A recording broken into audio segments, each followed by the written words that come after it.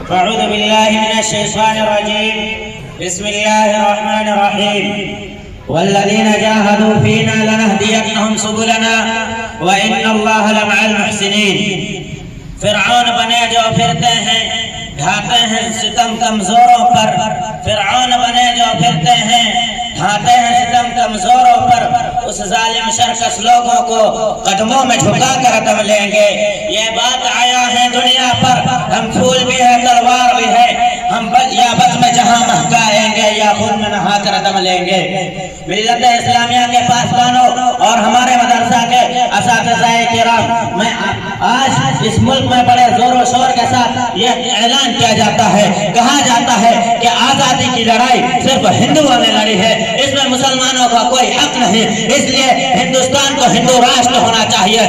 جو چاہتا ہے، جب دیکھیے مسلمانوں کے خلاف زہر اگلتے نظر آتے ہیں، مسلمانوں کے خلاف ظلم و ستم کے پہاڑ توڑے نظر آتے ہیں، مدارس کو دہشت گردی کا اڈا بتایا جاتا ہے اور کہا جاتا ہے ان مسلمانوں کا یہاں کوئی حق نہیں.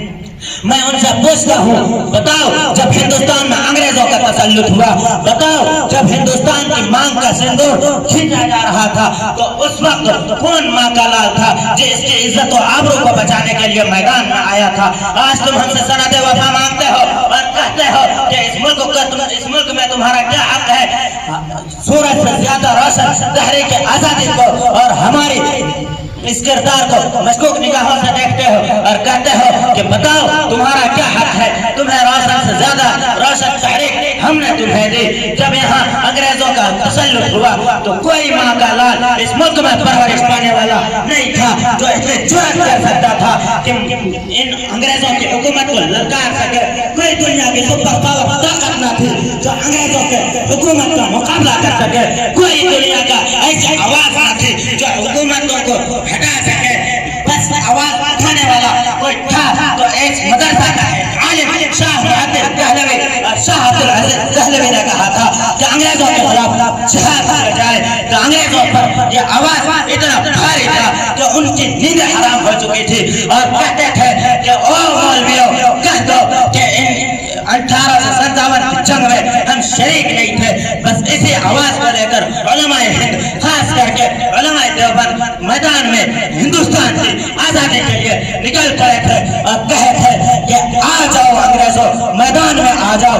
دیکھتے ہیں تو پھر تاریخ نے دیکھا کہ انگریزوں کو رکھ کر توپ سے داغ دیا جاتا تھا، انگریزوں کو پھانسی کے پھندوں میں لٹکا دیا جاتا تھا اور کہتا تھا مولویوں کہہ دو کہ تم 1857 کی جنگ میں شریک نہیں تھے تو تمہیں چھوڑ دیا جائے گا. اور کہنا جاتا تھا کہ مسلمانوں تم بس ایک مرتبہ جہاد کا فتویٰ واپس لے لو، تم چھوڑ دیا جاؤ گے. لیکن انگریز کے سامنے ہمارے علماء تندوروں میں جل گئے، پک گئے، تو پھانسی کے پھندے پر لٹک گئے. پھر بھی انگریزوں کے سامنے سر نہ جھکایا. اتنے قربانیوں کے بعد میرا ہندوستان آزاد ہوا.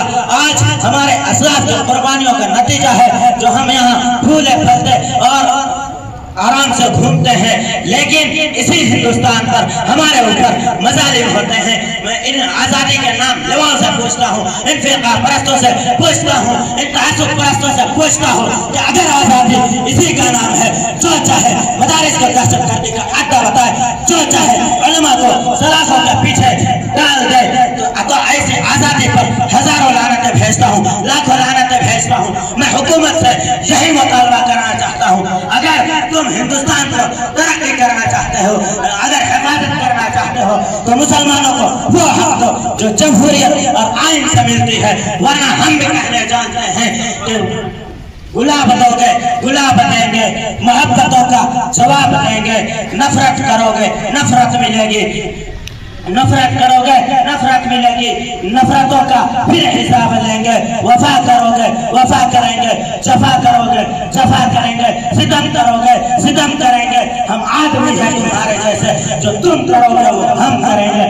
آخری شعر یہ کے ساتھ ختم کرنا چاہتا ہوں کہ ہو مبارک تمہاری حکمرانی کی مخالفت ہم بھی نہ کریں گے. ہو مبارک تمہاری حکمرانی کی مخالفت ہم بھی نہ کریں گے. اگر شریعت پر ہاتھ ڈالا تو نہ تم رہو گے نہ ہم رہیں گے. وآخر دعوانا الحمدللہ.